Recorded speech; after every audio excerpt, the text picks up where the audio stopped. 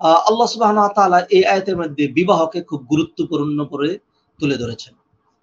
মনে রাখতে হবে যে মুফাসসিরিনে কেরাম, উলামায়ে কেরাম এবং এটি মানে সর্বজন স্বীকৃত যে বিবাহের দ্বার বৈধ পন্থা যতক্ষণ পর্যন্ত চালু থাকবে ততক্ষণ পর্যন্ত অবৈধ পন্থা জিনা, ব্যভিচার, চরিত্রহীনতা তার দ্বার সংকুচিত থাকবে। আর যখনই বিবাহের দ্বারটাকে আপনি কঠিন করে ফেলবেন, এটাকে যখন আপনি রুদ্ধদ্বার করে দিবেন, যখন বৈধ পন্থা আপনি মানে সংকুচিত করবেন, তখন অবৈধ পন্থা এটা মানে এক্সপান্স হতে থাকবে অথবা এটি বিস্তৃত হতে থাকবে।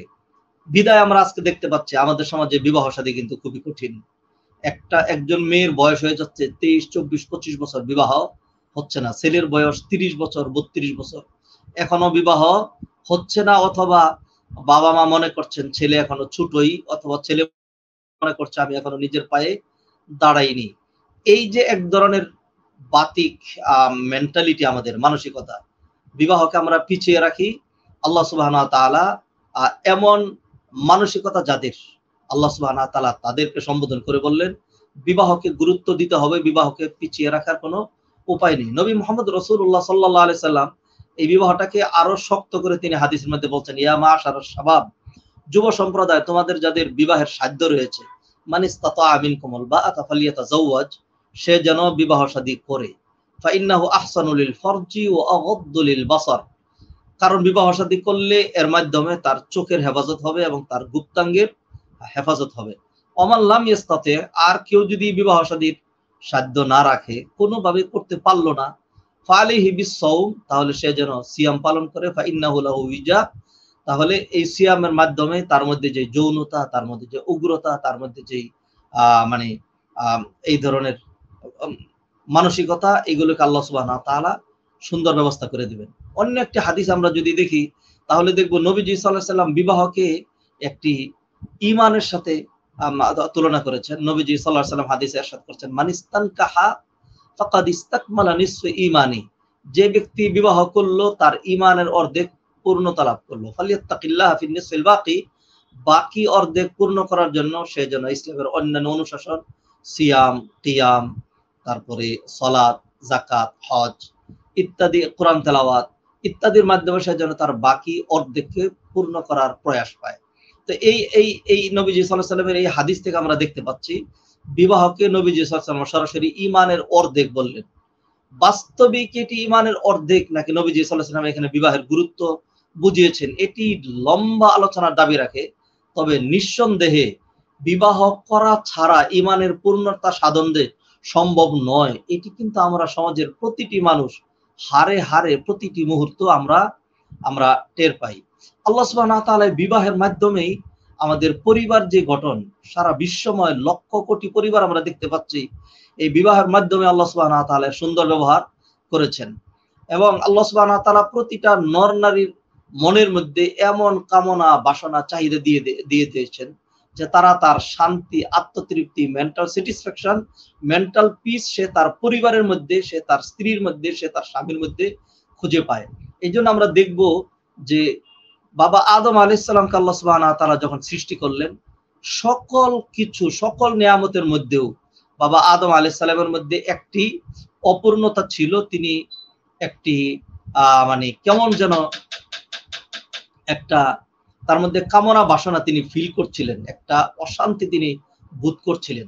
আল্লাহ সুবহানাহু ওয়া তাআলা যেটি উপলব্ধি করে আল্লাহ সুবহানাহু ওয়া তাআলা তাকে ঘুম পাড়ালেন এবং তার বাম পাজর থেকে একটি হাড্ডি নিয়ে আল্লাহ সুবহানাহু ওয়া তাআলা তার সহধর্মিণী বানিয়ে দিলেন। হুয়াল্লাযী খালাকাকুম মিন নাফসিন ওয়াহিদা ওয়া জাআলা মিনহা যাওজাহা লিয়াসকুনা ইলাইহা, আল্লাহ সুবহানাহু ওয়া তাআলা তার মধ্য থেকে তার স্ত্রী বানিয়ে দিলেন এবং পারপাস হিসাবে, লক্ষ্য উদ্দেশ্যে আল্লাহ সুবহানাহু ওয়া তাআলা বললেন লিয়াসকুনা ইলাইহা, যেন আদম তার কাছে তার আত্মতৃপ্তি, মেন্টাল স্যাটিসফ্যাকশন, মানসিক শান্তি যেন সে খুঁজে পায়। একইভাবে আল্লাহ সুবহানাহু ওয়া তাআলা দুনিয়ার সকল মানুষের ক্ষেত্রে ইরশাদ করছেন, ওয়া মিন আয়াতিহি আন খালাকা লাকুম মিন আনফুসিকুম আজওয়াজান লিতাসকুনু ইলাইহা ওয়া জাআলা বাইনাকুম মাওয়াদ্দাতান ওয়া রাহমা, যে আল্লাহ সুবহানাহু ওয়া তাআলাকে চিনার অন্যতম নিদর্শন হলো যে আল্লাহ সুবহানাহু ওয়া তাআলা তোমাদের মধ্য থেকেই তোমাদের জোড়া, তোমাদের স্বামী এবং স্ত্রীদেরকে সৃষ্টি করে দিয়েছেন।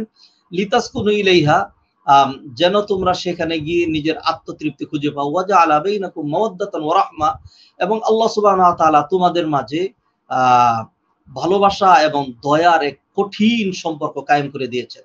আজকে আমি যাকে বাবা মা মনে করছি, আমার বাবা মা দুই বাড়ির দুইজন ছিলেন।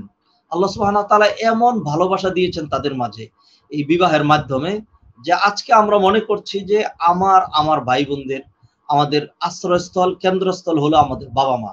অথচ আমাদের বাবা মাও কিন্তু এরকমই, তারা আলাদা আরেকটা বাড়ির ছিলেন।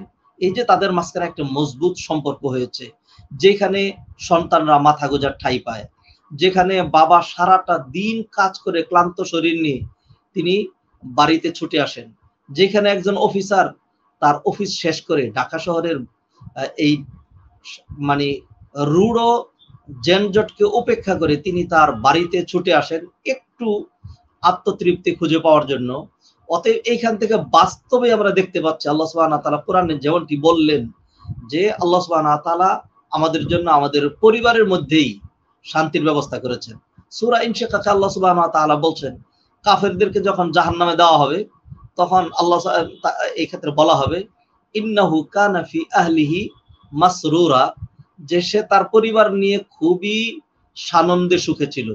অর্থাৎ দুনিয়াতে কাফেররা তার পরিবার অথবা যারা নাকি ওই আজকে বৈধ পরিবার গঠন করে না, শুধুমাত্র কি বলে যে লিভ টুগেদার করে তারা আত্মতৃপ্তি খুঁজে পাওয়ার চেষ্টা করে, এইগুলো নিয়ে যারা ব্যস্ত থাকে, অথবা যারা নিজেদের কাফেররা যারা ইতিপূর্বে বর্তমান যে অবক্ষয় আমরা দেখতে পাচ্ছি, মানে অমুসলিম, ইহুদি, খ্রিস্টান, হিন্দু, বৌদ্ধ এবং অনেক মুসলমানদের মাঝেও, এটি কিন্তু আজ থেকে 100 বছর পূর্বে আপনি কোনো অমুসলিমদের মাঝেও খুঁজে পাবেন না।